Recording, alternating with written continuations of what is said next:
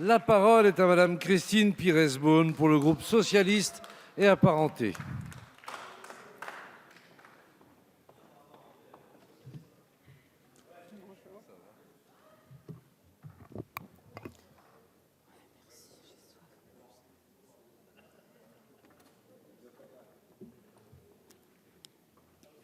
Monsieur le Président, Madame, Messieurs les ministres, Monsieur le Président de la Commission des finances, Monsieur le rapporteur général du budget, mes chers collègues, après une semaine dans l'hémicycle et la discussion de 2337 amendements, nous avons achevé ce matin à 3h25 l'examen de la première partie du projet de loi de finances pour 2020.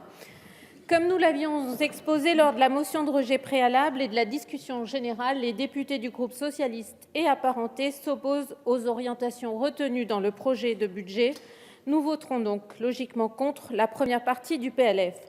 Ce vote est cohérent avec les deux précédents que nous avions déjà combattus. Nous dénoncions l'injustice de vos choix budgétaires et fiscaux. Les Gilets jaunes vous l'ont rappelé dans la rue. L'INSEE l'a confirmé il y a quelques jours. Les inégalités et le taux de pauvreté ont augmenté en 2018 dans une proportion jamais vue depuis 2010. L'INSEE évoque deux explications à cela, la hausse des revenus financiers pour certains et la baisse des allocations logement pour d'autres. J'imagine que ces sujets vous rappellent des souvenirs. Je le disais, nous voterons contre ce PLF. Nous appelions à un budget pour plus de justice, moins de carbone. Le compte n'y est pas et nos désaccords sont nombreux et structurants. Je veux rappeler les principaux ici. Nous nous opposons à la sous-revalorisation de certaines aides et prestations sociales. Ce sont 400 millions d'euros qui sont économisés sur le dos des plus modestes. Plus modestes, je le rappelle, qui ne bénéficieront pas de la baisse d'impôt sur le revenu puisqu'ils n'en payent déjà pas. Nous nous opposons à la non-compensation par l'État des pertes des recettes de la sécurité sociale décidées par le gouvernement. Une décision qui devrait conduire à un déficit en 2019 supérieur à 5 milliards d'euros, alors qu'on tablait sur un léger excédent il y a à peine un an et sur un retour durable à l'équilibre après 18 ans de déficit. En déséquilibrant les comptes de la sécurité sociale, le gouvernement aura beau jeu ensuite de lui demander des économies. Qui va en subir les conséquences? Les malades, les personnes âgées, les personnels des EHPAD, les services des urgences, l'hôpital en général. Nous nous opposons au manque d'ambition en matière de transition écologique. Vous vous présentez comme des réformateurs portés sur l'écologie. Vous nous promettez un budget vert. Mais pensez-vous sérieusement que réduire le remboursement partiel de TICPE sur le gazole consommé par les poids lourds ou transformer le CITE en prime pour une partie des Français suffiront? Dans le même temps, l'Allemagne va investir 100 milliards d'euros en 10 ans sur le même sujet. Nous nous opposons enfin à une réforme de la fiscalité locale mal préparée et insuffisamment concertée qui n'a qu'une visée électoraliste.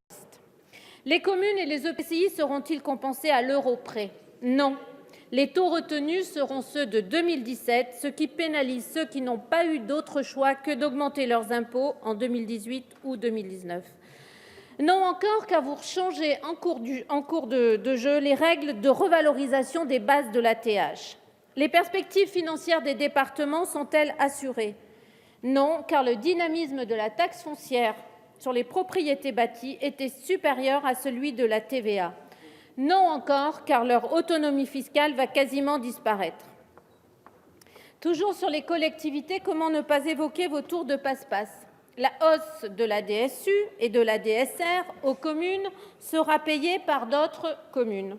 On parle de 180 millions d'euros. Certains concours financiers, appelés variables d'ajustement, seront ponctionnés de 122 millions d'euros afin de financer les promesses du gouvernement. Et je pense par exemple au dispositif du projet de loi Engagement et proximité. Pour finir, je tiens à aborder un point qui nous tient à cœur au groupe socialiste. L'année dernière, lors de la même explication de vote, je saluais la qualité des débats. Cette année, je n'ai pas envie de le faire. Sur la première partie, nous avons déposé 113 amendements, dont 103 du groupe socialiste. Nous avons veillé à ne pas noyer les débats par la multiplication d'amendements identiques ou contradictoires ou issus de lobbies divers et variés pour améliorer nos statistiques ou faire de la démagogie. Nous nous sommes efforcés à porter des dispositifs, pour reprendre l'expression consacrée, qui tournent et sont gagés.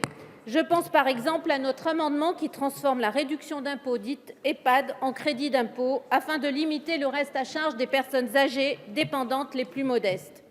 Vous nous avez absolument tout refusé.